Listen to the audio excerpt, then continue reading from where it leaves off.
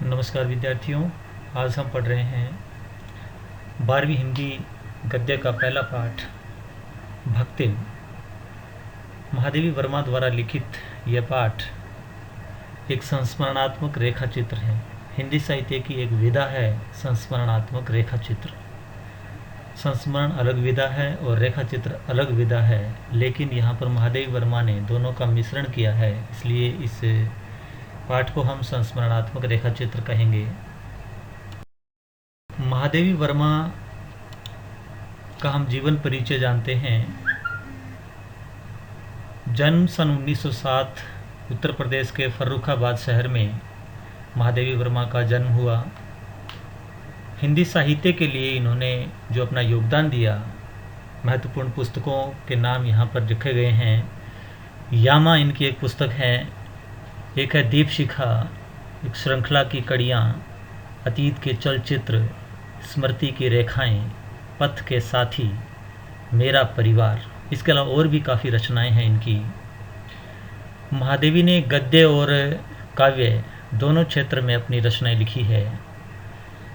रचनाओं के लिखने के कारण इनको कुछ पुरस्कार भी प्रदान किए गए। यामा इनकी जो रचना है उसके लिए इनको ज्ञानपीठ पुरस्कार प्राप्त हुआ। इसके अलावा भारत भारती और पद्म भूषण पुरस्कार भी महादेवी वर्मा को प्राप्त हुए। छायावाद की 4 स्तंभ, हिंदी साहित्य का आधुनिक काल जिसके अंदर छायावाद एक समय है, उस समय के दौरान जो 4 स्तंभ माने गए हैं, सुमित्रा नंदन पंत, जयशंकर प्रसाद, निराला जी और महादेवी वर्मा, इन चारों में से प्रमुख स्तंभ के रूप में मानी गई है महादेवी वर्मा। गांधी जी से प्रेरणा लेकर के साहित्य के क्षेत्र में और साथ ही साथ समाज कल्याण के क्षेत्र में इन्होंने निरंतर कार्य किया।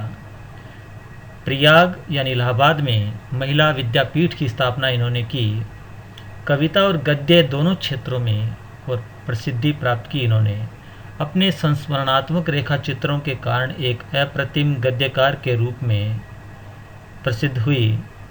समाज के पीड़ित, गरीब या ऐसे पात्र जिन पर लोगों का आमतौर पर ध्यान नहीं जाता, ऐसे लोगों को इन्होंने अपनी कहानियों में नायक बनाया।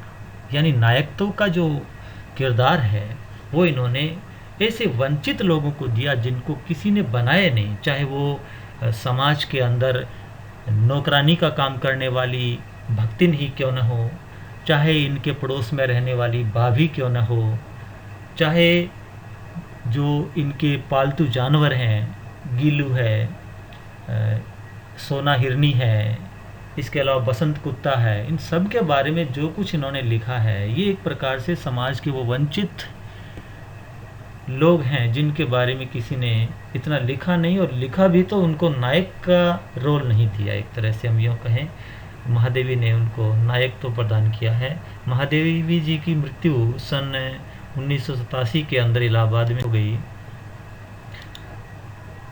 अब हम जानते हैं कि इस पाठ को जब हम पढ़ेंगे तो यहाँ पर एक बात बताई गई है कि ये संस्मरणात्मक रेखा चित्र है। क्या होता है संस्मरण और क्या होता है रेखा चित्र, इसके बारे में हम जानेंगे। सबसे पहले संस्मरण क्या होता है। जब हम अपनी यादों के सहारे किसी व्यक्ति के जीवन अथवा घटनाओं का वर्णन लिखते हैं या करते हैं तो उसे साहित्य में संस्मरण विधा के नाम से जाना जाता है।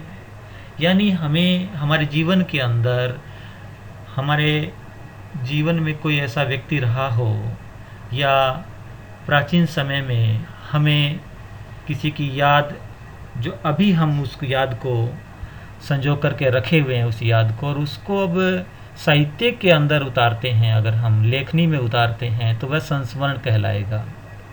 दूसरी चीज़ है रेखा चित्र।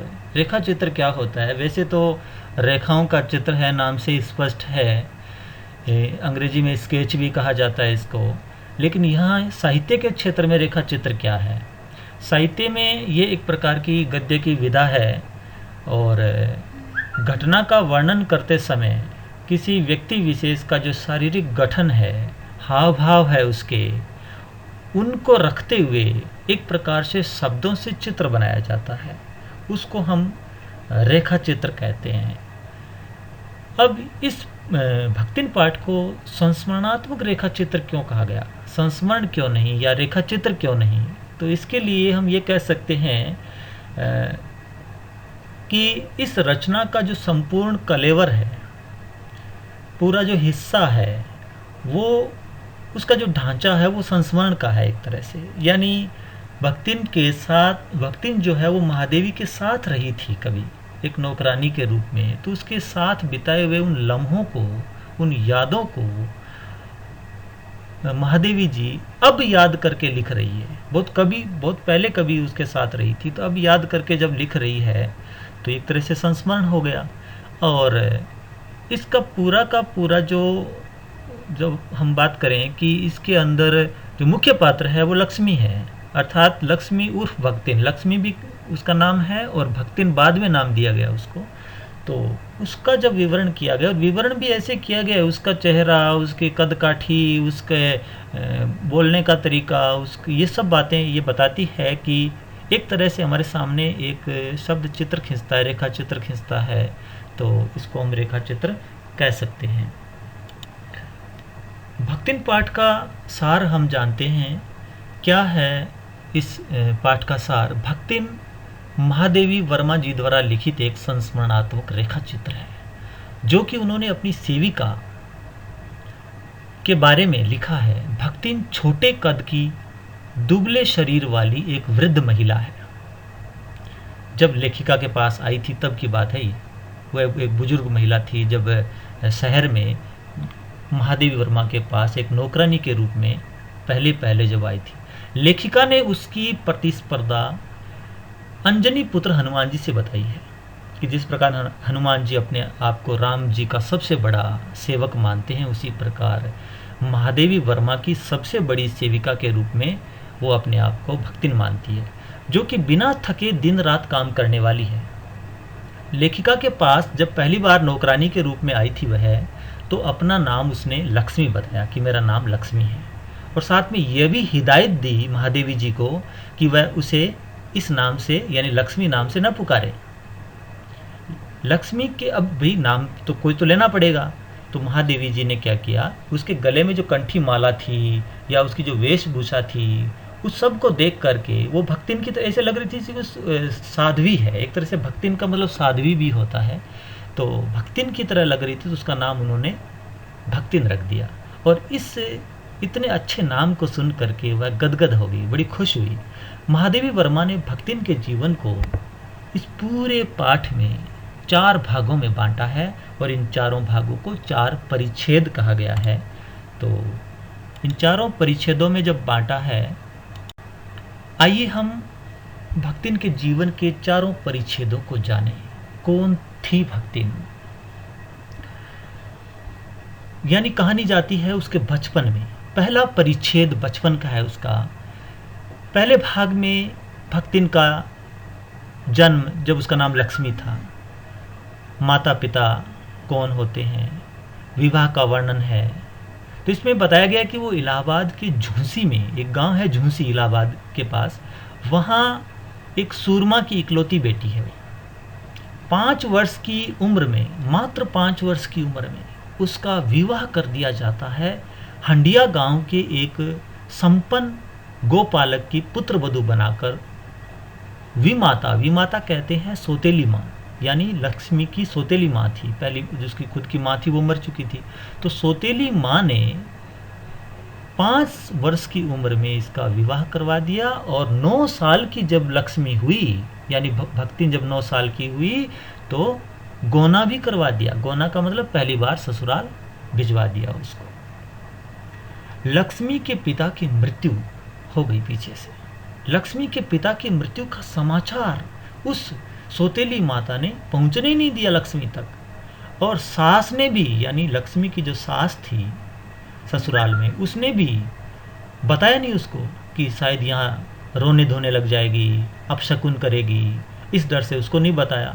और बाद में उसको एक दिन मायके जाने के लिए कह दिया। तो मायके जैसे ही वह गई है, उसे मायके जाते ही अपने पिता की मौत का पता चलता है। उल्टे कदम लौट आती है। वापस लौटने पर अपनी सास को खरी खोटी सुनाती है। खरी खोटी क्यों सुनाती है ये समझ गए होंगे कि मुझे क्यों नहीं बताया, वहाँ जाकर पता चला, यहाँ क्यों नहीं बताया। और पति के ऊपर तो गहने फेंक फेंक कर अपने दुख को व्यक्त करती है। अर्थात ये एक तरीका है विलाप का, प्रलाप का, जब वह अपने पति पर गहने फेंक फेंक कर मार रही है कि तुम्हें तो पता था, तुम तो बता देते मुझे। जीवन का दूसरा परिच्छेद शुरू होता है।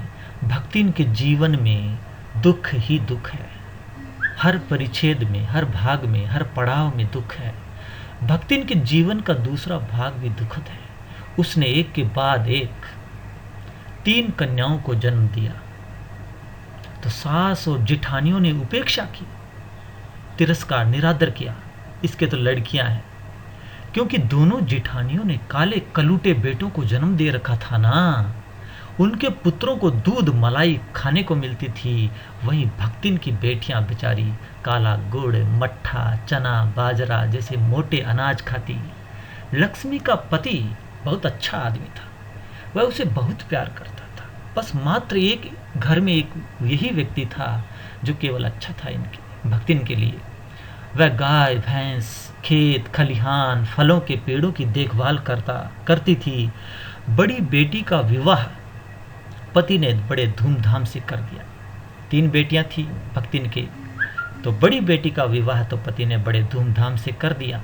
लेकिन 29 साल की जब भक्तिन हुई, दोनों बेटियों का जो अभी विवाह नहीं की है, 2 बेटियों का भी, उनका भार भक्तिन पर डाल करके पति तो इस संसार से विदा ले गया, स्वर्गवासी हो गया। मात्र 29 वर्ष की उम्र में भक्तिन विधवा हो गई। किसी प्रकार भक्तिन ने दोनों बेटियों के हाथ पीले किए। हाथ पीले करने का मतलब है विवाह करना। और जो बड़ा दामाद था, जो पति ने शादी की थी, उस बड़े दामाद को घर जमाई बना लिया, यानी उसको अपने घर पर रख लिया। अब बड़ी बेटी और दामाद उसके साथ रह रहे हैं। जीवन के इसका तीसरा पड़ाव, तीसरा परिच्छेद भक्तिन के जीवन का, वो भी बहुत दुखद है। बड़ी बेटी विधवा हो गई। वही बड़ी बेटी जिस दामाद को घर जमाई बनाया था, वो भी चल बसा, दुनिया से चला गया। जेठ के बड़े बेटे ने अपने साले का विवाह का प्रस्ताव अपनी इस बहन यानी भक्तिन की इस विधवा बेटी से करवाना चाहा, तो उसने नापसंद कर दिया भक्तिन की बेटी ने। उस समय तो बात टल गई। कई दिन बाद भक्तिन के घर में न रहने पर वही तीतरबाज साला, तीतरबाज कहा गया, वो तीतर लड़ाता था, यानी एक तरह से ऐशो आराम की जिंदगी जीने वाला लड़का था वो जेठ, जो जिठोत था उसका साला, वो बेटी के घर में घुस गया। ये चाल चली उन्होंने, और उसके समर्थक गांव वालों को बुला कर ले आए। पंचायत बैठी। पंचायत ने कलयुग का हवाला देते हुए विवाह कराने का आदेश दे दिया कि भाई लड़का और लड़की एक कमरे में हैं और इनका विवाह कर देना ही उचित है। अब तो दामाद दिन भर तीतर लड़ाने लग गया, अब तो और ज़्यादा, क्योंकि पैसा बहुत दिखा उसको, धन धान्य खूब दिखा। इधर भक्तिन ने बहुत मेहनत करके कमाया था सारा कुछ। पारिवारिक द्वेष में गाय, ढोर, खेती बाड़ी सब झुलस गए। एक बार लगान न देने के कारण जमींदार ने भक्तिन को सजा दी, क्योंकि नहीं चुका पाई लगान, सब कुछ खत्म कर दिया उस दामाद ने। जमींदार ने भक्तिन को दिन भर कड़ी धूप में रखा। भक्तिन अपमान के इस कलंक को, इतनी कर्मठ, इतनी मेहनती औरत थी भक्तिन, ऐसा अपमान नहीं सहन कर पाई और गांव को सदा सदा के लिए छोड़कर शहर चली गई। जीवन का चौथा परिच्छेद, भक्तिन के जीवन के चौथे भाग में वह सिर घुटा करके, अपने सिर को घुटा लिया था उसने, और अपने चांद को, सिर को कहा गया है, घुटी हुआ जो सिर है जिसमें बाल मुंडवा रखे हैं उसने, उसको मोटी मेली धोती से, धोती साड़ी को कहा गया है, उससे ढके हुए लेखिका के घर में प्रस्तुत होती है शहर के अंदर। लेखिका कौन? महादेवी वर्मा के पास आई है। उसकी वेशभूषा में वैरागी और गृहस्थ का मिश्रण था। वह तड़के सुबह सुबह उठकर नहा धोकर लेखिका की जो धुली हुई धोती जो लेखिका ने उसको दी थी उसको भी जल के छींटे मार कर पवित्र कर रही है। भोजन में भक्तिन ने एक थाली में मोटी और चित्तीदार चटके लगी हुई रोटी गाढ़ी दाल लेखिका को परोस दिया, क्योंकि काम तो अब भक्तिन को ही करना था रसोई का, और भक्तिन को तो अपने गांव में जैसा काम करती थी वैसा आता है, शहरी रीति रिवाज शहरी तौर तरीके खान पान उसको तो आते ही नहीं थे। भक्तिन बड़ी मेहनती ईमानदार सच्ची स्वामी भक्त थी। लेखिका की सेवा करना उसका धर्म बन गया था। भक्तिन का स्वभाव ऐसा बन गया था कि वह दूसरों को अपने मन के अनुसार बना लेती थी, लेकिन स्वयं कभी बदली नहीं। लेखिका ने लिखा है, कभी भी उसके पोपले मुंह में शहर का रसगुल्ला तक नहीं घुस पाया, और मुझे वो चित्तीदार रोटियां पता नहीं मोटा अनाज कितना कुछ खिलाने लग गई, और मैं उसके अनुसार ढल गई। और न तो उसने अपनी भाषा बदली न लहजा बदला बोलने का। भक्तिन वैसी की वैसी रही, और यहाँ तक कि उसने तो महादेवी को भी देहाती बना दिया। यही कारण है कि लेखिका की जो उत्तर पुस्तिकाओं को बांधती, वो अधूरे चित्रों को कोने में रखती, लेखिका के लिए दही का शरबत और तुलसी की चाय बना बना कर लाती, और ये सारा काम बड़ी खुशी से करती थी। जब युद्ध के बादल देश पर मंडराने लगे, भक्तिन की बेटी और दामाद उसे लेने आ गए शहर में कि हमारी माँ और सास वहाँ है तो क्यों ना उसको गांव में ले आए, शहरों पर तो ज़्यादा हमले होंगे युद्ध के समय। लेखिका को अकेले छोड़कर जाने को तैयार नहीं हुई भक्तिन, मना कर दिया उनको, लौटा दिया वापस, चले जाओ, मैं नहीं जाऊंगी, क्योंकि मैं जाऊंगी तो मेरी मालकिन अकेली रह जाएगी यहाँ। उसका कहना था कि जहाँ मालकिन रहेगी वहाँ मैं रहूंगी, चाहे वह काल कोठरी में ही क्यों ना हो। लेखिका के साहित्यिक मित्र जब आते थे जितने भी, चाहे वो निराला जी आते थे चाहे पंत जी आते थे, तो इन सब को भक्तिन आदर देती थी, और इनकी शक्ल के अनुसार इनको जानती थी, इनके पहनावे के अनुसार इनको पहचानती थी। लेखिका महादेवी वर्मा कहती है कि ऐसी स्वामी भक्त सेविका को मैं कभी खोना नहीं चाहती। इसीलिए उन्होंने इस संस्मरण के अंदर, रेखा चित्र के अंदर महादेवी ने भक्तिन की मृत्यु नहीं लिखी है कहीं भी, क्योंकि वो कहती है कि उसकी मृत्यु लिखकर मैं उसको खोना नहीं चाहती, ऐसी सेविका को जो मेरे साथ सदा एक साये की तरह रही है। कठिन शब्दों के जो अर्थ है वो हम देखेंगे अब। काफ़ी कठिन शब्द है इसके अंदर, बहुत ज़्यादा कठिन आए हैं, क्योंकि भक्तिन ने आंचलिक भाषा का प्रयोग किया है। ज़्यादातर भक्तिन जब बोलती है तो उसके आंचलिक शब्द ज़्यादा हैं, और महादेवी ने भी काफ़ी कुछ एक तरह से आंचलिक शब्दों का प्रयोग यहाँ पर किया है। जिज्ञासु का मतलब है उत्सुक, स्पर्धा मुकाबला, दुर्वह जिसे ढोना मुश्किल हो, कुंचित सिकुड़ी हुई, विमाता सौतेली माता, गौना विवाह के बाद पति का अपने ससुराल से अपनी पत्नी को पहली बार अपने घर ले जाना गौना कहलाता है। अगाध अधिक अप्रत्याशित जिसकी आशा न हो, चिर बिछो है स्थायी वियोग, विधात्री जन्म देने वाली, विराजमान बैठना, अभिषिक्त जिसका अभिषेक हुआ हो, राब खांड, गाढ़ा सीरा, टकसाल वह स्थान जहाँ सिक्के ढाले जाते हैं, परिणति निष्कर्ष, कुकुरी कुतिया, होरहा होला या आग पर भुने हरे चने, उपार्जित कमाई, चिठोत पति के बड़े भाई का पुत्र, चिंतन विचार, अंजना हनुमान की माता, कपाल भाग्य, अंशतः थोड़ा सा, किवदंती जनता में प्रचलित बातें, नेहर मायका, अनुग्रह कृपा, परिच्छेद अध्याय, मछिया खाट की तरह बुनी हुई छोटी चौकी जो होती है, बैठकी जिसको बोलते हैं, पुरखिन बड़ी बूढ़ी, लीक छोड़ना परंपरा को तोड़ना, ओटना ताप से गाढ़ा करना किसी चीज़ को, चुगली चबाई निंदा, अलगोझा बंटवारा, बिलारी बिल्ली, अजिया ससुर पति के बाबा, कटिबद्ध तैयार, गठबंधन विवाह शादी, नापित नाई, पटु चतुर, अतिशयोक्ति बढ़ा चढ़ाकर कही गई बातें, उद्भाषित आलोकित, प्रशांत पूरी तरह से शांत, विनीत विनम्र, बड़े लाट लॉर्ड वायसराय। तो कुछ प्रश्न हैं, इनके उत्तर आप लोग साथ साथ में देखते जाएंगे, क्योंकि पाठ हमने समझ लिया है, कहानी समझी है भक्तिन के जीवन की। एक दुखद कहानी है भक्तिन के जीवन की, एक कर्मठ महिला की कहानी है, लेकिन बड़ी समझदार और बड़ी एक तरह से सुलझी हुई महिला है। भक्तिन का शब्द चित्र, तो शब्द चित्र यानी छोटा कद है, दुबली पतली है, पतले ओठ हैं, उसकी समझदारी दर्शाती छोटी छोटी आंखें हैं, कंठी माला उसने पहन रखी है।